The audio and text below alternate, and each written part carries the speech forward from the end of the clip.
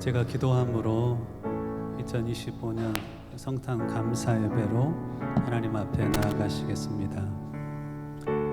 여호와는 네게 복을 주시고 너를 지키시기를 원하며 여호와는 그 얼굴을 네게 비추사 은혜 베푸시기를 원하며 여호와는 그 얼굴을 네게로 향하여 드사 평강 주시기를 원하노라.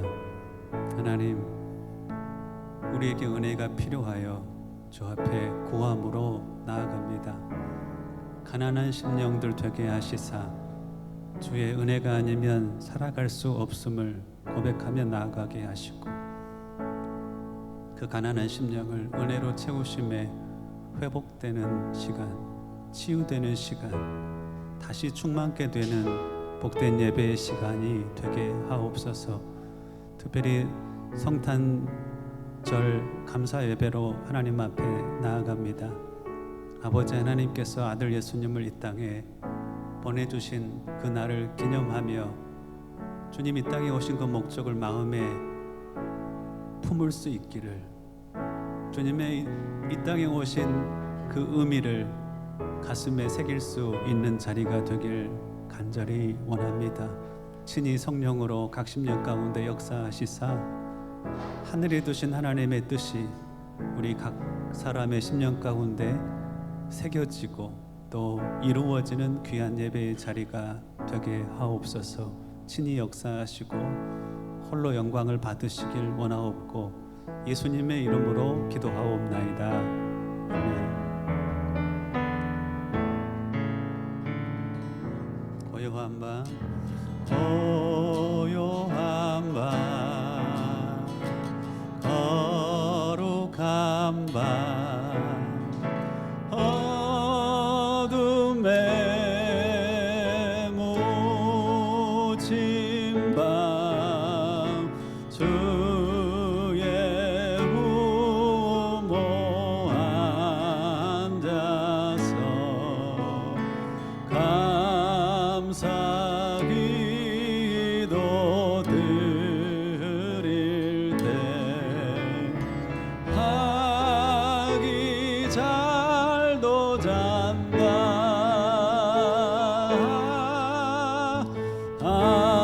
아기 잘도 잔다. 고요한 밤, 거룩한 밤, 고요한 밤, 거룩한 밤, 영광의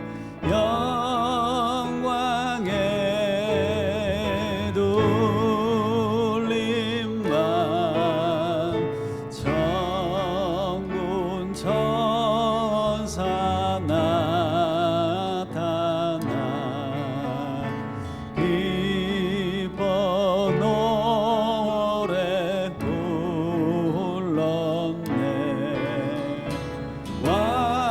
왕이 나셨도다, 왕이 나셨도다. 고요한 밤, 거룩한 밤, 고요한 밤, 거룩한 밤, 동방의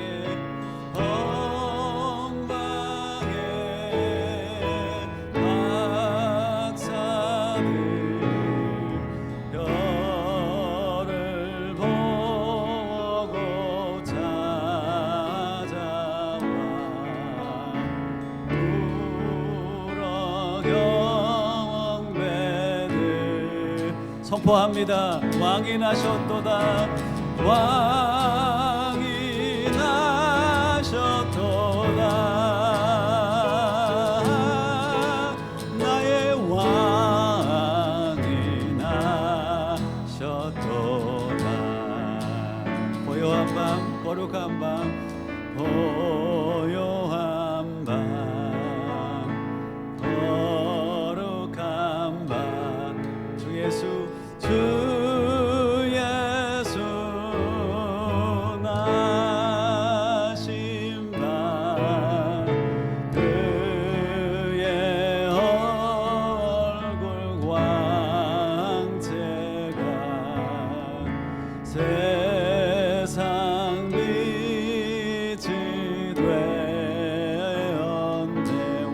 나셨도다 왕이 나셨도다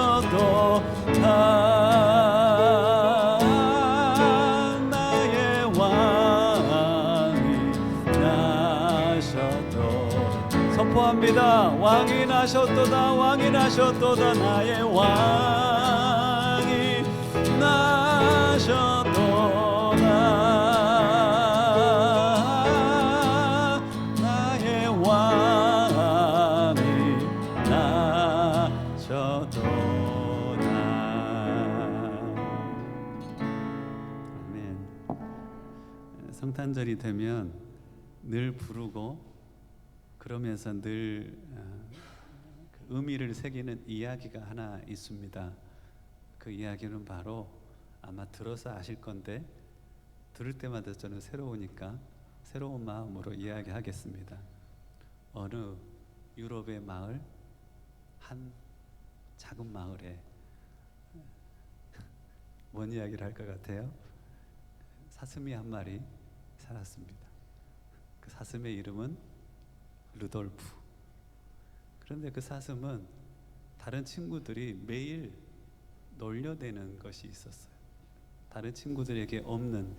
그래서 친구들은 매일 만날 때마다 놀려댔죠. 이유는 그 코가 빨갰기 때문에 그렇습니다. 야, 너는 왜 코가 빨가니?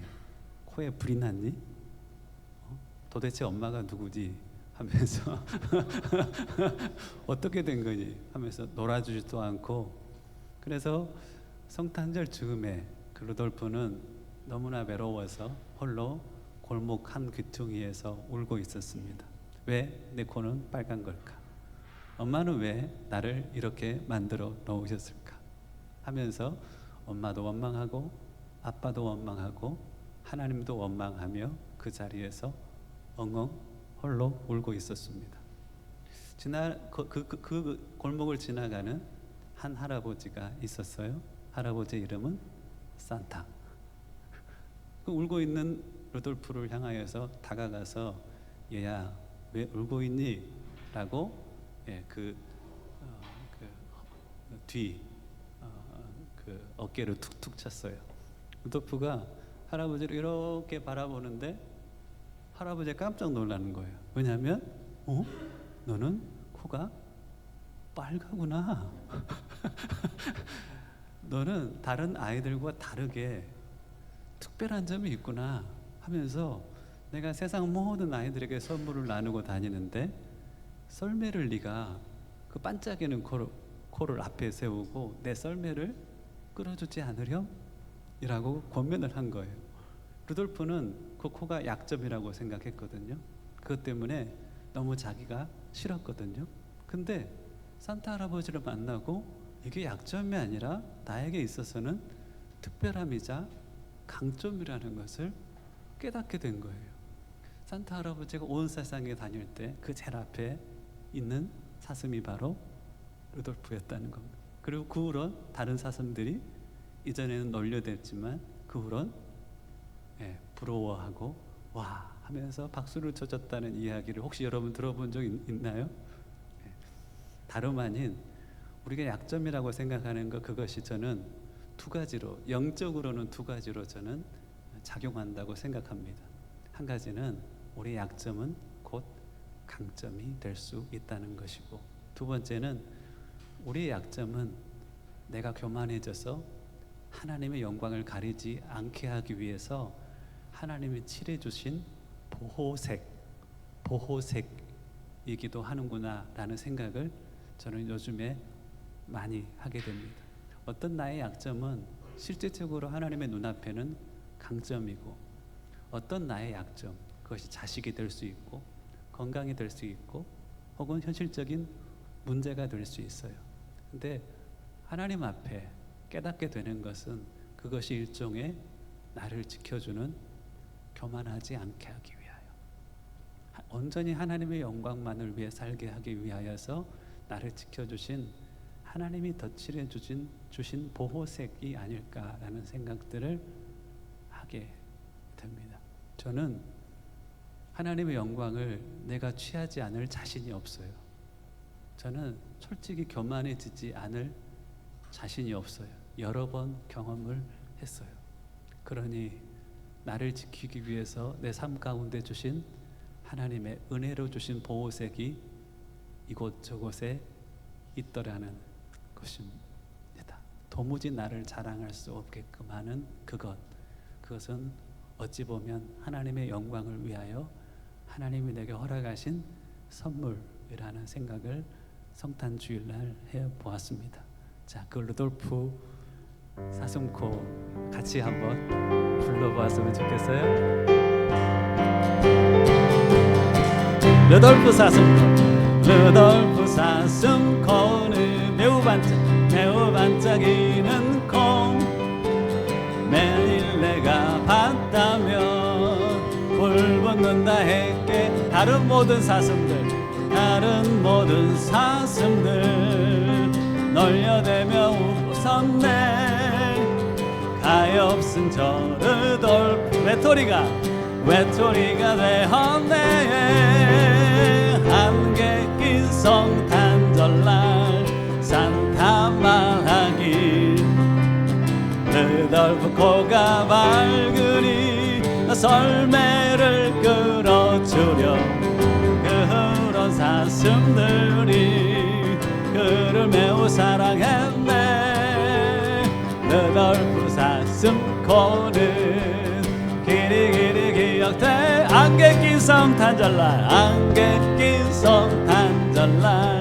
산타 말하기 루돌프 코가 밝으니 썰매를 끌어주려 그런 사슴들이 그를 매우 사랑했네.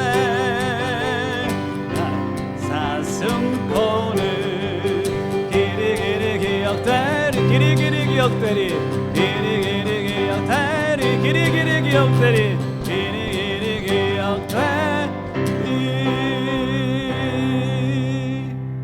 루돌프 사슴코가 복음으로 들리시는가요? 예, 요즘에는 그렇습니다. 제 보호색에 대한 많은 생각들을 하게 되는 요즘인 것 같습니다. 그런 은혜도 주신 하나님 앞에 감사하며 성탄의 주인공 되신 주님을 오 거룩한 밤이라는 노래로 함께 찬양하겠습니다. 오 거룩한 밤 별빛 반짝일 때 거룩한 주 탄생한 밤일세. 오랫동안 죄악의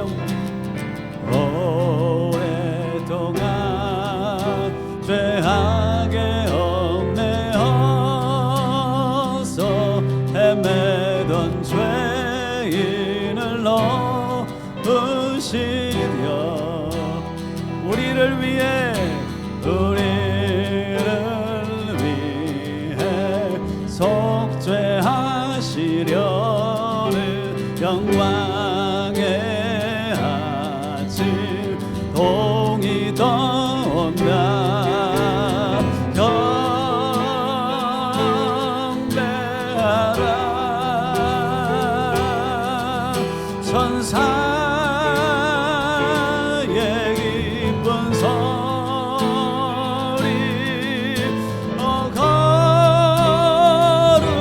거룩한 밤 주님 탄생하신 밤 그 밤 주 예수 나신 밤일세. 찬란한 별빛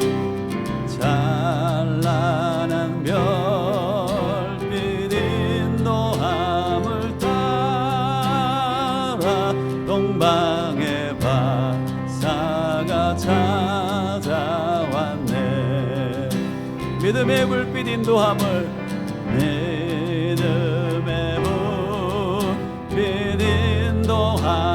따라 주님의 품 안에 안으시 왕의 왕이 난 왕의 왕이 고요 안에 누워 우리의 친구 배려하시네. 경배하라 경배하라.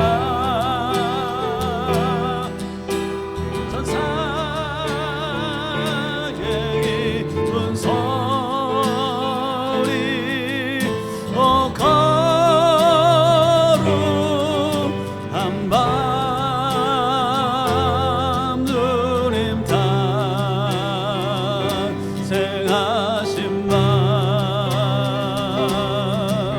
그 밤 주 예수 나시 밤일세 주께서 죄의 사슬을 주께서 죄의 사슬 풀으셨네. 감사의 찬송을 불러보세.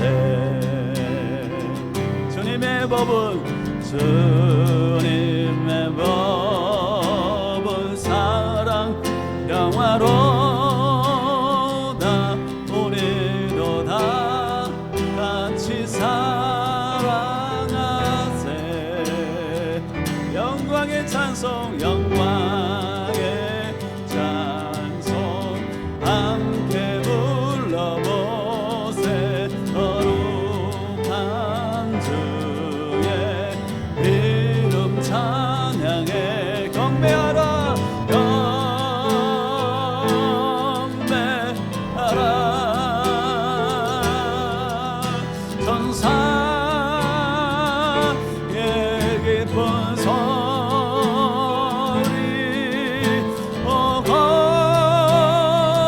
거룩한 밤 주님 탄생하신 밤 그 힘과 영광 돌릴지어다. 그 힘 주 예수 나시 밤일세.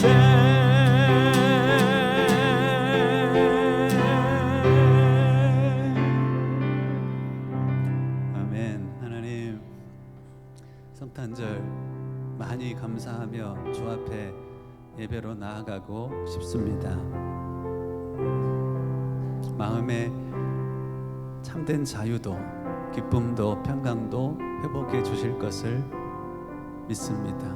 십자가의 그 은혜, 성령으로 말미암는 그 역사로 충분하게 하시고 충만하게 하여 주옵소서. 감사하옵고 예수님의 이름으로 기도하옵나이다. 아멘. 오늘은 말씀으로 바로 들어가겠습니다.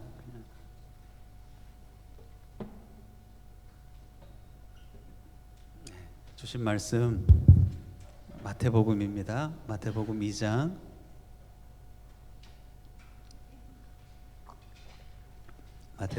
1절로 12절까지 말씀. 마태복음 2장 1절로 12절까지 말씀. 성탄 감사 주일 하나님이 주신 교회에 주신 말씀 마태복음 2장 1절로 12절까지 말씀. 저와 한 절씩 교독해 올릴 때 하나님 우리에게 주신 말씀으로 받겠습니다. 제가 먼저 읽습니다. 헤롯 왕 때에 예수께서 유대 베들레헴에서 나심에 동방으로부터 박사들이 예루살렘에 이르러 말하되 유대의 왕으로 나신 이가 어디 계시냐? 우리가 동방에서 그의 별을 보고 그에게 경배하러 왔노라 하니 헤롯 왕과 온 예루살렘이 듣고 소동한지라. 왕이 모든 대제사장과 백성의 서기관들을 모아 그리스도가 어디서 나겠느냐 물으니 이르되 유대 베들레헴이오니 이는 선지자로 이렇게 기록된 바 또 유대 땅 베들레헴아 너는 유대 고을 중에 가장 작지 아니하도다. 네게서 한 다스리는 자가 나와서 내 백성 이스라엘의 목자가 되리라 하였음이니라. 이 헤롯이 가만히 박사들을 불러 별이 나타난 때를 자세히 묻고 베들레헴으로 보내어 이르되 가서 아기에게 대하여 자세히 알아보고 찾거든 내게 고하여 나도 가서 그에게 경배하라 하고 박사들이 왕의 말을 듣고 갈새 동방에서 보던 그 별이 문득 앞서 인도하여 가다가 아기 있는 곳 위에 머물러 서 있는지라. 그들이 별을 보고 매우 기뻐하더라. 집에 들어가 아기와 그 어머니 마리아가 함께 있는 것을 보고 엎드려 아기께 경배하고 보배합을 열어 황금과 유황과 몰약을 예물로 드리니라. 그들은 꿈에 헤롯에게로 돌아가지 말라 지시함을 받아 다른 길로 고국에 돌아가니라. 아멘. 성탄 감사 주일로 교회가 함께 모였음에 참 감사합니다. 오늘 말씀은 마태복음 2장의 사건인데 다 아시는 사건처럼 느껴지죠. 그렇죠? 하지만 우리가 어떤 말씀이든 다 알지는 않습니다.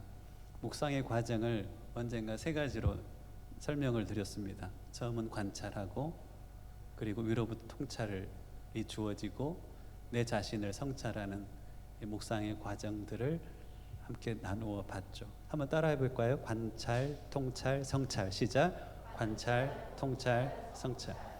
저는 가장 기쁠 때가 지난주에도 한 교회학교 학생이 톡을 보냈어요.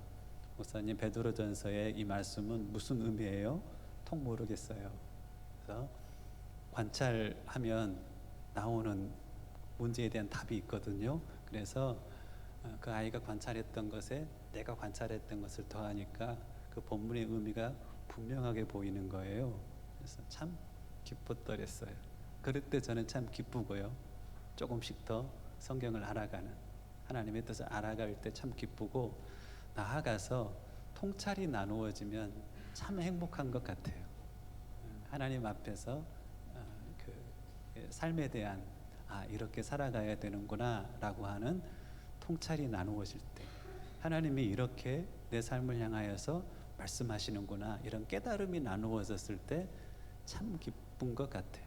나아가서 가장 깊은 교제는 무엇이 나누어질 때 경험하냐면 성찰이 나누어질 때, 이 말씀 앞에 비춰진 내 모습이 참 부끄럽고, 이 말씀 앞에 나의 삶을 향한 하나님의 마음이 이런데 그렇게 살지 못하고 하는 성찰이 나누어졌을 때, 저는 교제에 가장 깊은 부분에 이것이 있다라는 생각들을 하게 됩니다. 제 목마름이 그렇고, 저는 교회의 교제를 생각할 때 이 관찰과 통찰과 성찰의 열매들이 함께 공유되면 모든 성도들이 하나님을 조금씩 더 알아가는 성도들이 될 것이라고 저는 믿습니다. 자, 오늘은 관찰과 통찰과 성찰의 첫 번째와 두 번째를 나눌 건데요. 답을 여러분들 해보세요. 본문 알고 있으니까 한번 답을 해보세요. 동방박사가 찾아가 경배한 곳은 어디인가? 동방박사가 이제 헤롯을 떠나서 찾아갔어요. 동방박사가 어떤 곳에 가서 어린 아이를 경배합니다. 그 경배한 곳은 어디죠? 응? 뭐라고? 크게. 베들레헴 어디? 베들레헴? 답이 나왔네. 베들레헴 마국간이라고 우리가 생각하잖아요. 그죠? 마국간은 누가복음 2장에 이 아구스도가 호적, 그 전 제국의 호적을 정리하는 거예요. 근데 예수님의 부모님은 어디 살았냐면 저 북쪽에 갈릴리 지방에 살았어요. 100km 가까이 만삭의 몸으로 이제 그 본적지에 와가지고, 본적지가 어디냐면 베들레헴에 왔는데 왕의 명령이 떨어져서 사람들이 한두 명이 아니라 엄청 많이 몰려서 여관에도 방이 없는 거예요. 그래서 어디로 갔어요? 마국간으로 갔죠. 마국간에 온 대상은 동방박사 세 사람이 아니라 목자들이 왔습니다. 우리가 성탄 크리스마스 카드를 보면 목자들이 있고 동방박사 세 사람이 있는데 그것은 사실적으로는 좀 이해는 되지만 시간적으로는 맞지 않습니다. 마국간에 온 것은 목동들이었어요. 그리고 오늘은 보면 자 한번 성경을 한번 보실래요? 베들레헴으로 이제 갔죠. 자 11절에 보십시오. 집에 들어가 아기와 그 어머니 마리아가 함께 있는 것을 보고 라고 해요. 이 집이라는 것은 마곡가구라는 같지 않습니다. 오이키아라는 단어인데 사람이 거처하는 곳을 이 오이키아라고 합니다. 마곡간에 간 게 아니라 어디로 갔다고요? 집에 들어갔어요. 그리고 요셉은 없었을 수도 있습니다. 왜냐하면 성경 본문에 보면 집에 들어가 아기와 그 어머니 마리아가 함께 있는 것을 보고라고 했으니 요셉은 있을 수도 있지만 없을 수도 있습니다. 이게 관찰의 결과입니다. 동방박사는 마국간에 가는 것보다는 거처한 집에 들어갔구나. 그곳은 베들레헴의 어느 집입니다. 그래서 태어난 이후에 시간이 지나 어느 시간에 동방박사는 그 집에 들어가서 아기 예수께 경배하며 예물을 드렸습니다. 두 번째 질문입니다. 예수를 찾아 경배한 동방박사는 몇 명이었는가? 동의가 3명이라고 했지만 3명이었다는 이야기는 없어요. 어떤 이야기가 있냐면 황금과 유황과 몰약을 예물로 드렸다. 예물이 3가지 예물이었지 동방박사가 3명이라는 이야기는 없습니다. 그 궁궐에 갔었을 때 헤로드 왕이 이렇게 크게 환대했던 것을 봤었을 때 무리를 지어서 아마 왔던 것 같아요. 그리고 이 동방은 이 박사들인데 이 박사들은 마고스라는 단어인데 이 페르시아 지역에 있어서 현자들을 뜻합니다. 그들이 여기까지 왔으니 3명 딸랑 오지 않고 거느리는 무리들이 있었을 것이라고 예상하는 것이 훨씬 더 합리적인 그림이지 않겠습니까? 그래서 예물이 3예물이었지 동방박사가 3명이었다는 것은 사실 아닐 가능성이 많습니다. 이것도 뭐의 결과라고요? 관찰의 결과입니다. 관찰의 결과가 여러분들에게 은혜를 주나요? 그렇지는 않잖아요. 아이씨 잘못 알았네. 이렇게 하지만 그것이 우리에게 막 통찰을 주고 성찰을 주지는 않잖아요. 근데 어떤 관찰은 통찰과 성찰로 우리를 이끌어주는 관찰이 있어요. 여러분들이 이 성경을 묵상하는 훈련들을 매일 내년에도 그렇게 같이 해갔으면 하는 바람들이 저는 참 큽니다. 자, 3번째 관찰은 어렵지만 우리를 통찰과 성찰로 인도합니다. 3번째 질문입니다. 헤롯 왕은 믿음이 있었는가라는 겁니다.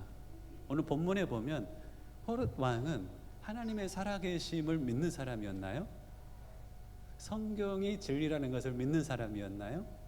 성경의 예언이 하나님의 역사를 통하여서 역사 안에 성취될 것이라는 것을 믿었던 사람인가요?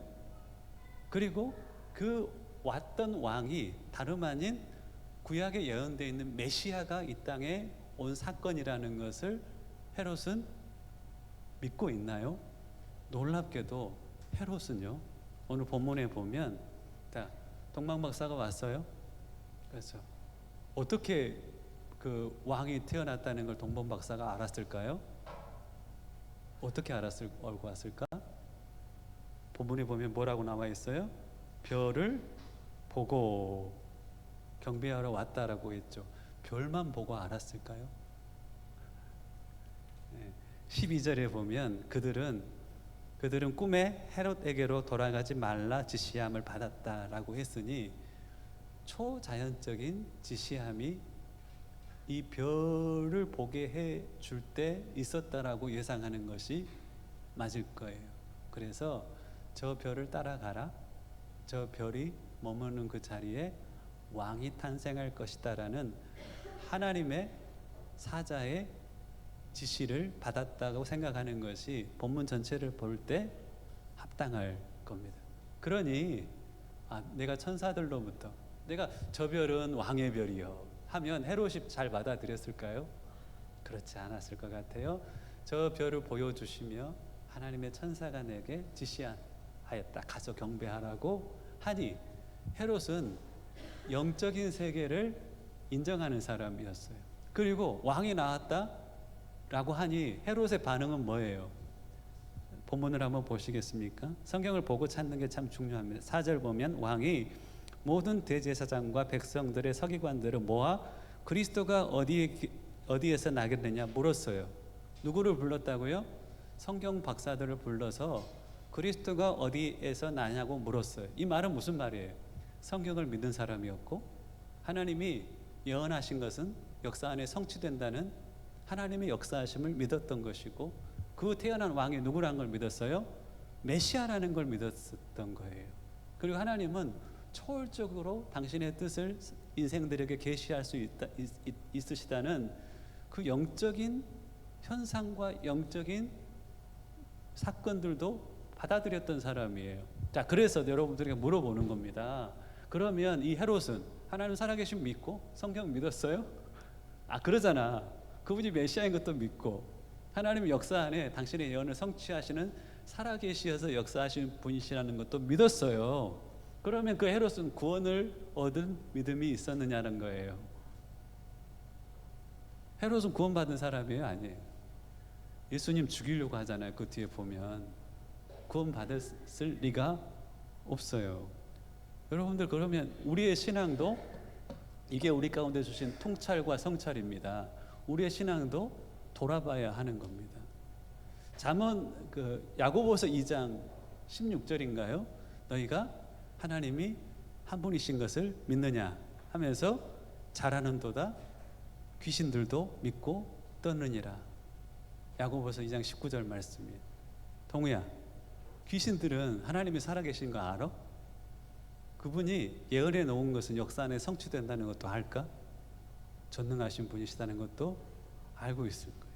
그럼 귀신들은 구원받나? 아니야. 마태복음 24장에 보면 25장에 보면 그 사단과 그 졸개들을 위하여 예비해 놓은 영영한 불이 있다라고 기록하고 있어요. 그러니까 지옥에 갈 인생 그 존재들이거든요. 근데 그 귀신들이 하나님의 살아계심을 믿어요. 그의 전능하심도 믿고 살아있어서 역사하심도 믿어요. 근데 그 믿음이 구원을 받게 하냐고. 그러면 이게 이 통찰이 여러분들에게 주는 성찰이 있을 거예요. 나는 구원 얻을 믿음으로 살아가고 있는가? 자, 여러분들이 질문하는 거예요. 그러면 귀신이 갖고 있지 않은 혹은 헤롯이 갖고 있지 않은 구원받은 성도들이 가지고 있는 믿음의 내용들은 뭐냐고. 동희야, 넌 똑똑하니까 그럼 어떤 믿음이 있어야지 구원받은 성도야? 나는 간증을 하는데 어떤 교수님이 그러더라고요. 자기는 신앙생활을 갖게 된 이유가 창세기 1장 1절이 어느 날 믿어졌대요. 태초에 하나님이 천지를 창조하신 이 믿음이 구원을 얻을 믿음이라고요.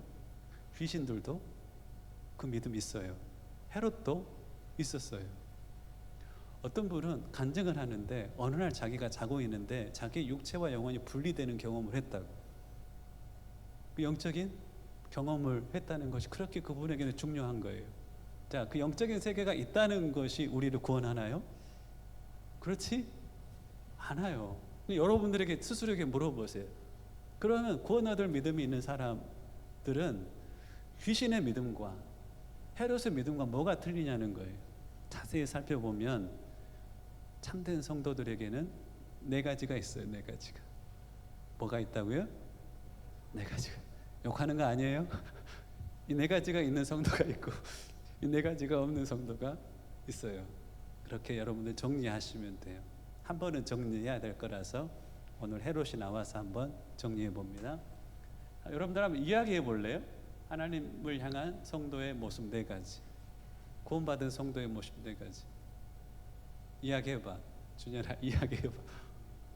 헤롯과 귀신과 다른 내게 있는 하나님과의 관계에 있어서 있는 모습. 자, 그러면 귀신은 이거 있을까요?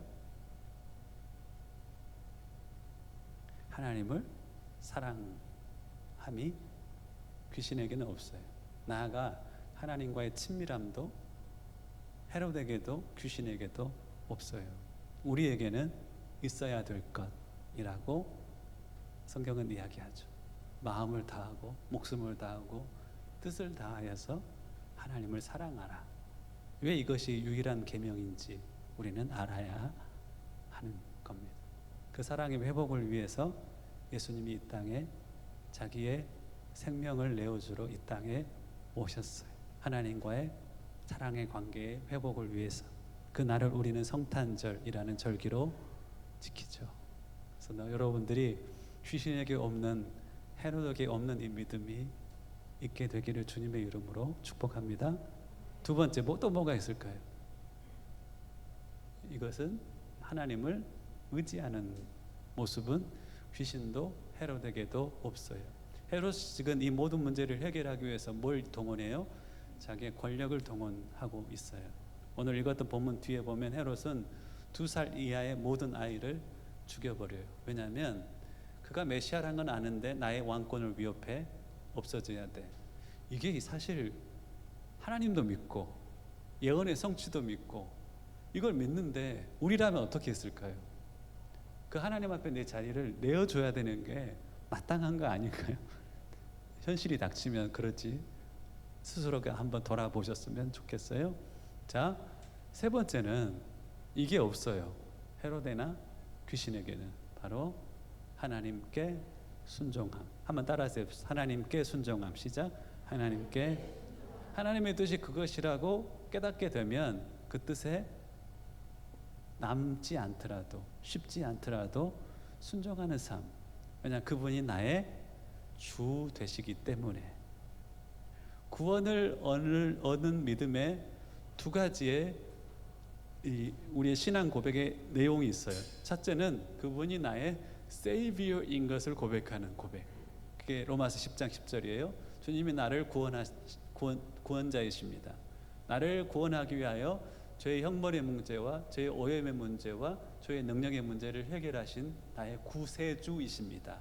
구세주라는 것은 세이비어, 지불할 수 있는 가장 큰 값을 지불하고 나를 죄로부터 구원하셨습니다 라는 고백. 그 고백이 구원 얻을 인생들의 첫 번째 고백이에요. 두 번째, 그리하니 당신은 나의 세이비어에서 나아가 롤드이십니다. 뭐라고요? 롤드. 주님이 나의 인생의 주 되십니다 라는 고백.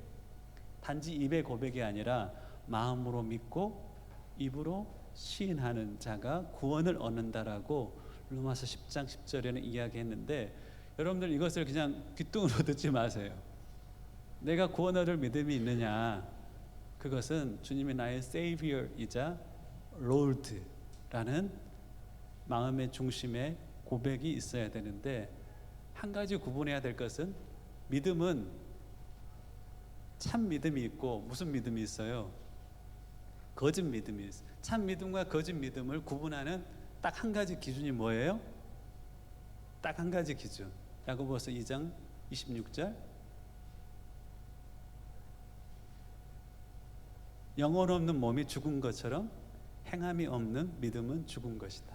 믿음으로 구원을 받는데 그 믿음은 참된 믿음이 있고 거짓된 믿음이 있어요. 참된 믿음을 구분하는 기준은 뭐냐면, 우리는 믿음으로 구원받지만 참인지 거짓인지는 구별해야 돼요. 참된 믿음은 당연히 주님이 나의 세이비어이자 로드이심에 주님의 뜻에 순종하는 삶을 살아가는 거예요.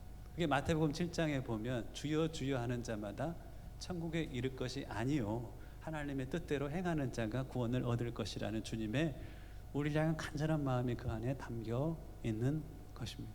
여러분들에게 한번 성찰의 질문을 던지는 거예요. 여러분들은 여러분의 삶의 주인이 하나님이십니까? 라고 주님이 물어보시는 겁니다. 그게 은혜와 도전이 되는 인생은 복이 있어요. 그게 거리껴지는 인생은 화가 있을 것입니다. 자, 그리고 마지막 네 번째는 바로 하나님을 증거함입니다. 헤롯은 하나님이 어떠하신 분이시냐는 것을 증거하지 않아요. 귀신도 그러하지 않아요. 그것을 오히려 방해하죠. 근데 참된 믿음의 사람들은 나의 삶을 통하여서 하나님이 어떠한 분이신 것을 나타내고 싶어 하세요. 나의 언어를 통하여서 하나님이 어떠하신 것을 증거하고 싶으세요. 성탄의 주인공 되신 그 주님 앞에 우리가 성탄의 고백으로, 이 고백으로 나아갔으면 좋겠어요. 하나님 사랑합니다. 하나님 주님을 의지합니다. 주께 순종하겠습니다. 나아가 주님을 증거하며 살아가겠습니다. 주님이 많이 기뻐하실 것 같아요. 귀신에게 없는, 헤롯에게는 발견할 수 없는 이 참 믿음의 내용들이 이렇다는 겁니다. 한번 따라서 해보십시오. 하나님을 사랑함, 하나님을 의지함, 하나님께 순종함, 하나님을 증거함. 이 네 가지가 있는, 네 가지가 없는 신앙이 아니라 네 가지가 있는 신앙의 삶이 저와 여러분들의 삶이 될 수 있기를 주님의 이름으로 간절히 축원합니다. 예. 두 번째, 관찰과 성찰과 통찰과 성찰의 내용입니다. 자, 오늘 말씀의 제목과 같은데요. 다른 출생과는, 다른 예수님의 탄생의 특별함이 있습니다. 많은 인생들의 출생과는 다른 예수님의 탄생의 특별함이 있다는 겁니다. 그것은 성경 전체를 한번 이제 특별히 사복음서를 쭉 살펴봤었을 때, 다른 인생들의 출생과는 주님의 탄생은 좀 달랐구나라는 것을 여러분들이 찾아낼 수 있을 겁니다. 어떤 게 다를까요? 보통 인생들의 출생과 예수님의 탄생의 다른 점을 찾아봐. 한번 한 가지 이야기 좀 해줘봐. 말해줄 수 있잖아. 그렇죠? 뭐가 다를까? 네? 네? 죄송합니다. 제가 귀가 좀 어두운가 봅니다. 이 질문이 여러분들에게 답을 찾게 해주니 제가 질문을 던지는 겁니다. 성경 안에서의 진리를 찾을 때 가끔씩 이런 질문이 필요합니다. 자, 뭐가 특별하냐면 첫 번째, 한번 따라하세요. 예언대로 오셨습니다. 시작. 예언대로. 우리의 출생은 예언대로 왔나요? 아니, 그렇지 않죠. 내 출생이 전라남도 여천군 삼사면 초더리에서 어떤 사람이 태어날 거야. 그의 유년 시절은 여수에서 보낼 거야. 신학교에 갔다가 하나님의 부르심 때문에 필리핀에 와서 한인 목회를 할 거야. 다 이게 예언되어 있으면 여러분 얼마나 놀라울까요? 그렇죠? 네, 주님은 우리의 출생과는 달라요. 그분은 예언대로 오셨습니다. 마치 구약 성경에 보면 예수님의 나심에 대해서 한 300여 곳의 메시아의 출생에 대한 예언이 남아 있는데 그 모든 예언이 그대로 성취되었습니다. 놀랍게.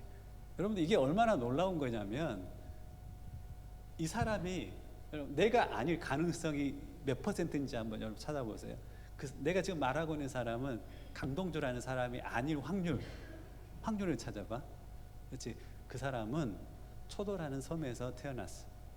나 아닐 수 있잖아. 그렇지? 어린 시절 여수에서 유년기를 보냈어. 몇 사람이 생각나지? 나 아닐 수 있어. 광주라는 곳에서 청년의 시간을 보냈어. 나 아닐 수 있어. 그 사람 많이 있어. 한 2만 명은 이상 될걸? 더 될 수도 있어. 네? 그 사람은 신학교에 갔어. 그러면 보다 더 확률이 줄어들죠. 근데 신학교를 졸업하고 4개의 교회를 그 지역에서 사역했는데 이 교회라고 하면 확률이 완전히 줄어들어요. 사역하다가 필리핀을 가는데 선교사가 아닌 한인 교회를 해. 여러분들 이 정도의 이 서술에 일치되는 그 사람이 나 아니고 누가 있을까요? 아니야. 역사가 길다 보면 누가 있을 수도 있어. 그잖아. 그런데 300여 곳의 예언이 한 사람에게 집중되면 그가 아닐 가능성이 있을까? 이걸 수학적으로 확률을 따져본 사람도 있는데 불가능해. 바로 구약 성경의 300여 곳의 예언 그대로가 한 사람에게서 성취되었어요. 놀라운. 주님은 예언해 놓으시고 그 예언이 성취되는 것을 우리에게 보이시며 당신이 참된 신인 것을 증거하기를 기뻐하세요. 그래서 우리가 마지막 때에 집중해야 되는 이유는 뭐냐면 하나님의 예언이 마지막 때 다니엘에서 보면 마지막 때까지는 인봉되어 있는데 그 책이 이해되는 때가 마지막 때다.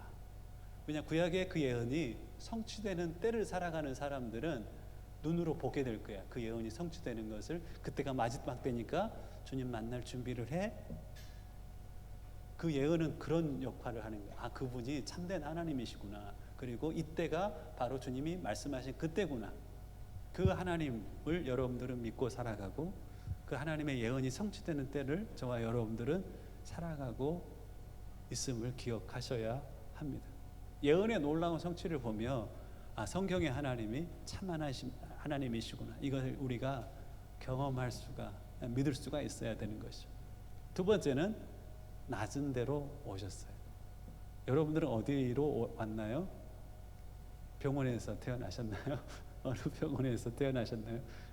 우리 아이들은 엔젤 병원인가 어디서 태어났는데, 주님은 모든 사람들은 좋은 곳에서 아니면 문벌 좋고 집안 좋은 곳에서 태어나길 원하시죠. 주님은 목수의 가정에서 태어나셨고 누가복음 2장에서는 주님이 태어나신 곳은 어디냐면 천사가 목동들에게 나타나서 내가 너에게 메시아가 누구인지 알려주겠다라고 하면서 사인을 줘요.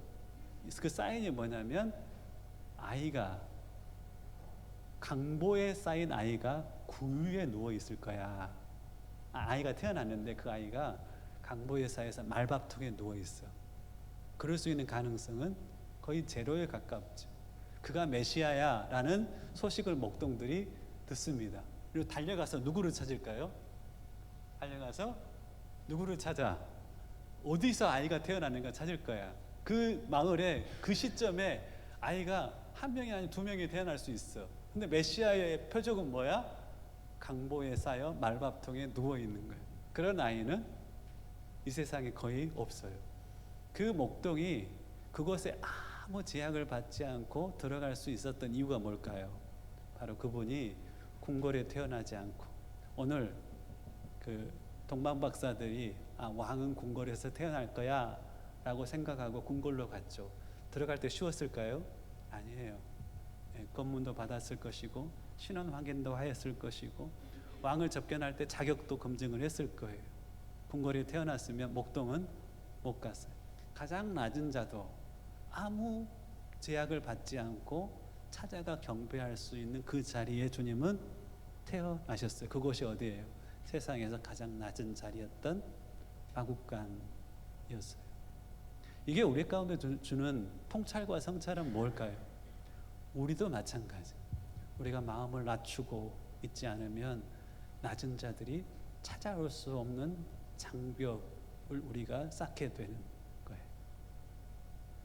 어린 아이들 혹은 연약한 자들, 가난한 자들이 우리에게 다가올 때 우리의 마음이 너무 높아져 있으면 우리에게 가까이 나아올 수가 없어요. 낮은 곳으로 우리는 더 나아가야 하는 겁니다. 자, 이것에 대해서 잠깐 제가 다음에 설명을 한 번만 더 하겠습니다. 세 번째는 죽기 위해 오셨습니다. 우리는 어떤 인생도 죽기로 결정하고 이 땅에 온 인생은 없어요. 부모가 태어난 자식을 향하여서 나는 죽기 위해서 태어났어 하면서 축복하는 부모도 없어요. 하지만 모든 사람은 죽게 되어 있어요. 주님은 목적 그대로가, 태어난 목적 그대로가 죽음이었어요. 어떤 죽음이었나요? 우리를 살리기 위한 당신의 죽음. 아버지 입장에서는 우리를 살리기 위한 아들을 죽음에 내어줌. 이 날이 어떤 날이냐면 성탄절. 우리는 기쁘지만 하나님 기뻤을까? 생각해. 그 아픔만큼 우리를 우리 안에 주고자 하는 뭔가가 있는 그 목적이 담긴 날이 바로 성탄절이죠. 구약의 300여 곳의 메시아 예언의 성취가 고스란히 이루어졌습니다. 두 번째, 낮은 곳에 오셨다는 것은 궁궐이 아닌 마국간에 왔다는 겁니다. 제가 뭐 리더로서 살아가면서 또 많은 리더들과 교제하면서 한 가지 정리한 것이 한 가지 있어요. 바로 이겁니다. 위에서 힘쓰기와 위에서 힘주기. 무슨 말인지 알겠어요? 영혼들을 위해서 힘쓰는 것과 영혼들 위해서 힘주는 것의 차이가 분명히 있어요. 네 종류의 사람이 있다는 것을 이걸 보면 알 수가 있어요. 첫 번째는 뭐냐면 위에서 힘쓰지도 않고 또 위에서 힘주지도 않는 그런 사람이 있어요. 두 번째는 위에서 힘쓰지 않으면서 위에서 영혼들 위해서 힘주며 살아가는 사람이 있어요. 세 번째는 영혼들을 위해서 힘써요. 그러면서 영혼들을 위해서 노력하고 힘쓰고 대가도 지불하죠. 그러면서 더불어 위에서 힘주며 살아가는 사람이 있어요. 이 힘이라는 것은 건강한 힘을 이야기하지 않고 건강하지 않은 힘을 이야기하는 것을 여러분들 이해하시면 됩니다. 최고는 뭘까요? 위에서 영혼들을 위해서 힘쓰면서도 영혼들을 위해서 힘주지 않는 것이 저는 최고의 리더라고 생각을 합니다. 영혼들을 위해서 힘쓰면서 그것이 나의 권력이 될 수도 있거든요. 내가 주는 것, 내가 베푸는 것, 내가 주면 사람들은 그 준 것 때문에 나의 힘을 인정해요. 근데 그 힘을 쓰지 않기로 결정하는 것은 매일의 우리의 유혹이자 우리의 싸움이 되어야 합니다. 한 장로님의 가정의 이야기를 목사님이 하시는 걸 봤어요. 자녀를 키우는데 장로님 딸이 머리에 염색을 하고 집에 들어왔대요. 장로님이 굉장히 보수적인 분이니까 깜짝 놀란 거예요. 염색 지워라 라고 했더만 딸이 안 할랍니다 했답니다. 장로님이 이 말을 했다 하고 나중에 굉장히 후회했대요. 내 주는 돈 받고 살아가는 동안에는 내 말 들어라 했대요. 딸이 대학을 졸업하고 집을 나갔다는 이야기를 들은 적이 있습니다. 위에서 뭔가 줄 수 있고 힘쓸 수 있어요. 하지만 그것이 그 사람 위에서 내가 힘주는 도구가 되는 게 아니라 하나님이 참 기뻐하는 모습은 그래요. 위에서 힘쓰되 위에서 힘주지 않은 자리. 그러면 연약한 자들이 그 사람에게 가까이 나올 수 있어요. 가난한 자들과 궁핍한 자들이 편하게 다가올 수 있는 낮은 곳으로 내 마음을 옮기는 작업들은 성탄의 주인공 되신 예수님이 마국간에 오셨음이 우리에게 주는 통찰이자 성찰이 되었으면 좋겠습니다. 자, 죽기 위해서 오신 주님, 아버지 하나님의 참 아픈 날이 우리에게는 참 기쁜 날이 되었습니다. 자기의 자식을 세상에 보내는데 아버지는 목적이 있어요. 아들도 알고 있었을까요? 아들도 알고 있었습니다. 아들아, 저 영혼들을 살리기 위하여 네가 죽어야 되겠다. 아들의 고백은 뭐였을까요? 아버지, 그리하겠습니다 하는 거예요. 누가 더 힘들었을까요? 저 영혼들을 살리기 위해서 내 목숨을 내어주는 것이 힘들었을까요? 저 목숨들을 살리기 위해서 자식을 내어주는 것이 힘들었을까요? 모든 부모는 이것을 알아요. 하나님이 세상을 이처럼 사랑하사라고 했을 때 그 이처럼의 의미를 모든 부모들은 알아요. 저들을 살리기 위하여 내 자식을 죽음에 내어주는 그 아픔, 그 아픔은 하나님의 뭐였냐면 열정이었어요. 열정. 여러분 패션이라는 단어를 아시죠? 패션이라는 단어는 고난, 순환의 의미도 있지만 열정이라는 의미도 있어요. 왜 그 아픔 가운데 자원해서 들어가느냐? 저 영혼들을 향한 사랑의 열정 때문에 그러신 거예요. 아버지 하나님은 그 열정이 있으셨고 아들 예수님도 그 열정으로 그 패션으로, 그 패션 가운데, 고난 가운데 들어가신 분이세요. 왜 그랬을까? 사랑 때문에 그런 것이죠. 크리스마스 날 우리가 하나님을 사랑하고 하나님을 의지하고 하나님께 순종하고 또 하나님을 증거하는 그 삶으로 우리 자신을 조금만 더 가까이 내어줬으면 좋겠어요. 그냥 의무적인 것이 아니라 주님의 사랑을 알기에 그렇다는 거죠. 좋아하는 말씀 두 가지만 같이 나누겠습니다. 한번 같이 읽어볼까요? 시작. 보라, 아버지께서 어떠한 사랑을 우리에게 베푸사 하나님의 자녀라 일컬음을 받게 하셨는가. 하나님이 어떠한 사랑을 우리에게 베푸사 우리로 하나님의 자녀라 일컬음을 얻게 하셨는가. 하늘에 계신 우리 아버지 할 때마다, 하나님을 아버지라 부를 때마다 제 안에 생각되는 말씀이에요. 그냥 아버지라고 쉽게 부를 수가 없는가. 이게 값을 지불한 하나님의 사랑 때문에 내가 그분을 향하여, 창조주를 향하여 부를 수 있는 이름이 바로 아버지였어요.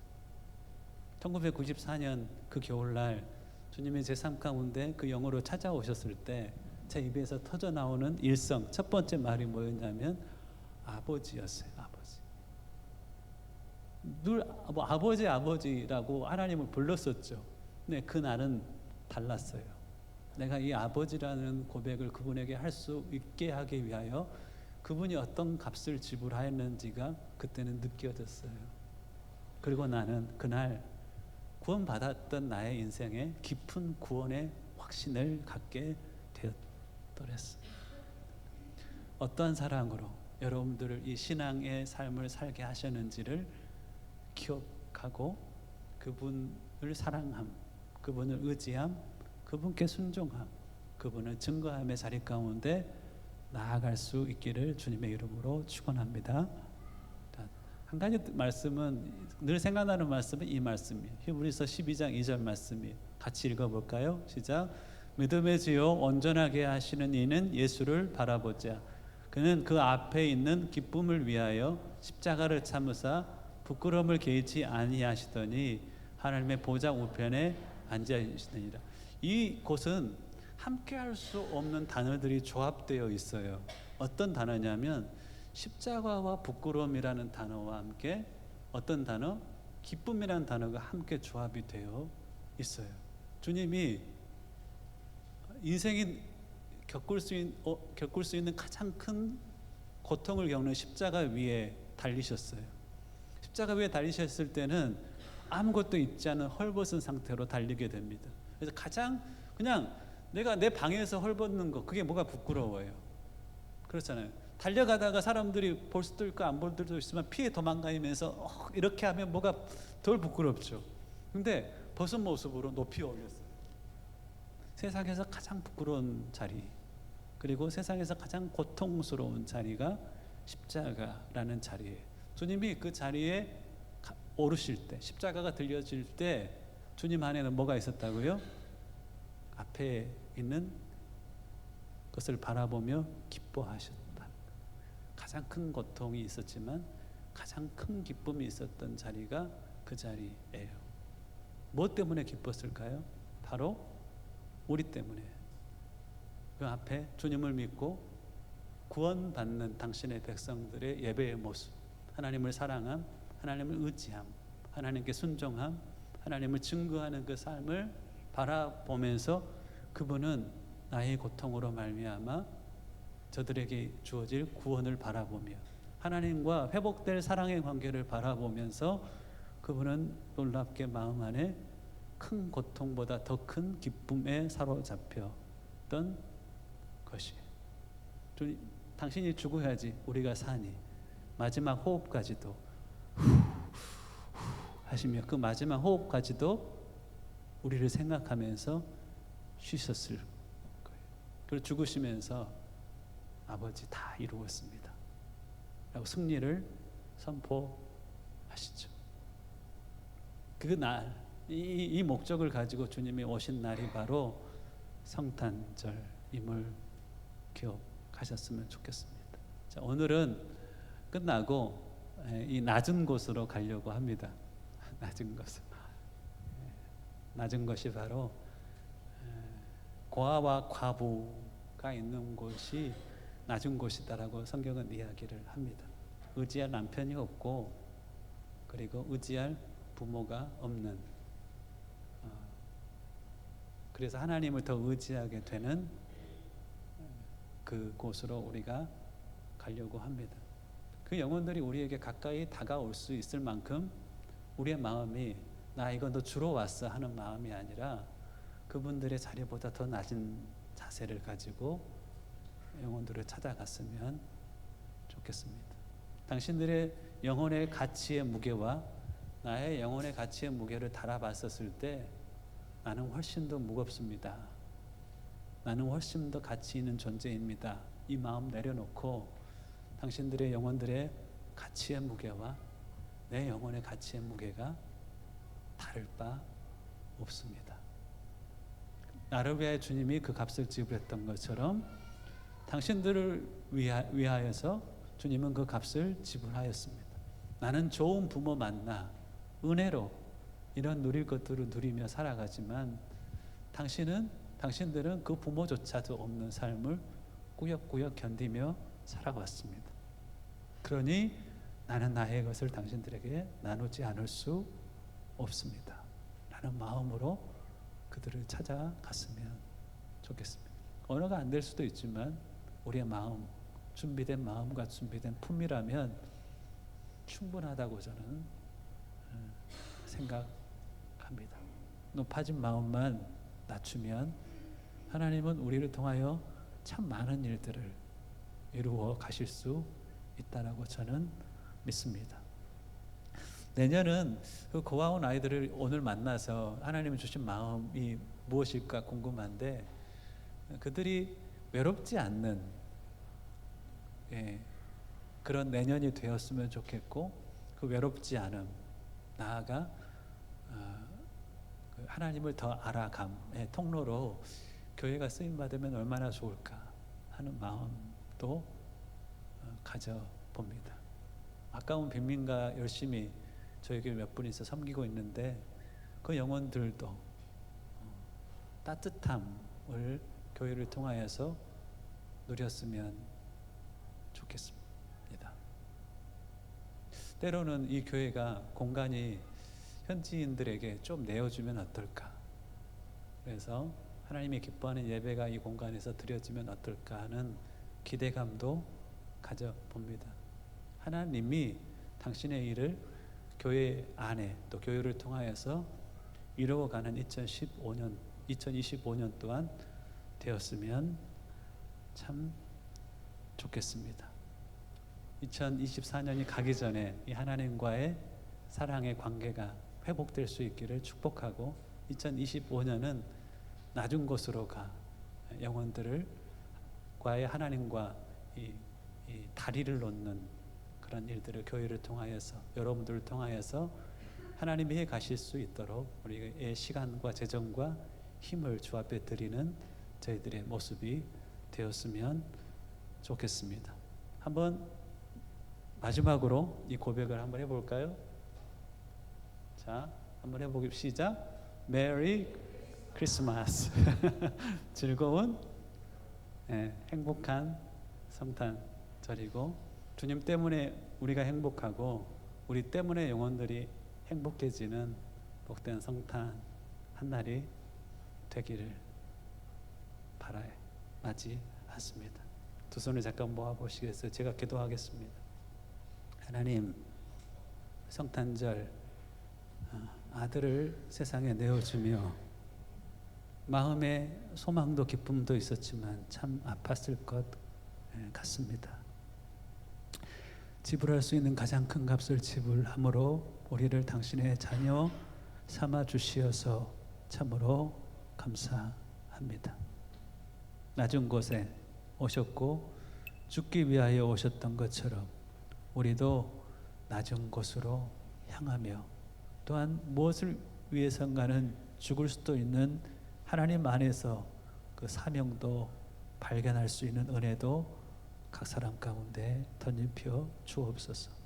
회복되어야 될 것이 있다면 회복되어지는 성탄절이 되게 하옵소서. 무엇보다 그 은혜를 알기에 하나님을 사랑함, 또 하나님을 의지함, 하나님께 순종함, 하나님을 증거하는 주님께서 부르시는 그 삶의 자리 가운데 즐거이 달려나가는 복된 저희들 또한 되게 하시옵소서. 오늘 오후에 찾아가는 고아원 그 아이들과 선교사님을 축복합니다.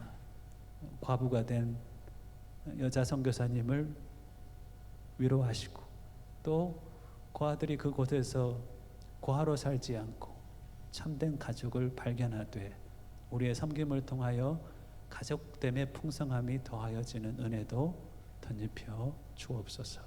감사하옵고 예수님의 이름으로 기도하옵나이다. 아멘. 찬송가 111장입니다. 귀중한 보배함을 주 앞에 드리고 감사 예물과 함께 하나님 앞에 고백하며 나아갑니다. 귀중한 보배함을, 귀중한 보배함을 주 앞에 드리고 우리의 몸과 마음도 다 함께 바치세. 진리는 오묘하고 사랑은 성결해. 주께서 탄생하신 거룩한 날일세. 주께서 주신 은혜, 주께서 주신 은혜 한없이 크오니 우리가 받은 것을 감사히 바치세. 기쁨이 충만, 소망은 불변해, 소망은 불변해. 정성과 마음을 다해, 정성과 마음을 다해 경배를 드리세. 들에서 밤을 새며, 들에서 밤을 새며 양치던 목자들 하늘에 빛난 영광 보고서 놀랐네. 천사의 기쁜 소식 목자들 듣고서 찾아와 경배하며 영광을 돌렸네. 아멘. 기도합니다. 하나님, 자신의 모든 것을 내어주신 주님 앞에 우리의 마음과 우리의 예물을 올려드립니다. 그 마음을 받으시고 예물을 받으시고 그 존재가 쓰여지는 곳곳마다 하나님의 영광을 나타내며 영혼들이 살아나고 깨어나 하나님 앞에 세워지는 복된 도구로 쓰임받는 귀한 주의 백성들 되게 하시옵소서. 감사하옵고 예수님의 이름으로 기도하옵나이다. 아멘. 아멘. 무슨 소리냐? 네, 저 울음은 바로 성찰이 있을 때 터지는 울음이 딱 저 울음이 나서 아주 어린데도 성찰의 눈물이 있다는 것은 큰 축복이라 믿습니다. 오늘은 식사하고요. 이곳저곳에서 식사 준비해 주셔서 너무 감사합니다. 식사하고 1시 좀 안 돼서 출발할 수 있을 것 같은데 출발 시간은 1시로 정하겠습니다. 저희 집차하고 스타렉스가 준비되어 있고 또 갈 수 있는 차가 있죠. 예, 한 3대 정도가 갈 수, 김기집사 3대 정도, 예, 3대 정도가 갈 수 있으니까 1시 정도에 앞에 차가 대기하면 물건 준비해서 함께 출발할 수 있도록 그렇게 했으면 좋겠습니다. 주일 보내고 성구영신 예배도 이렇게 조촐하게 은혜 가운데 함께 보내면 좋겠다 싶습니다. 홀로 보내지 않고 가족끼리 보다는 공동체가 함께 보내는 것도 좋겠다 싶어서 31일 날 11시에 함께 성구영신 예배 드릴 수 있도록 했으면 좋겠습니다. 자, 옆 사람에게 메리 크리스마스 한마디 하시죠. 복된 성탄입니다. 예! 예! 참 반가운 신도에 다 함께 일어나셔서 찬양하고 축도로 예배를 마치겠습니다.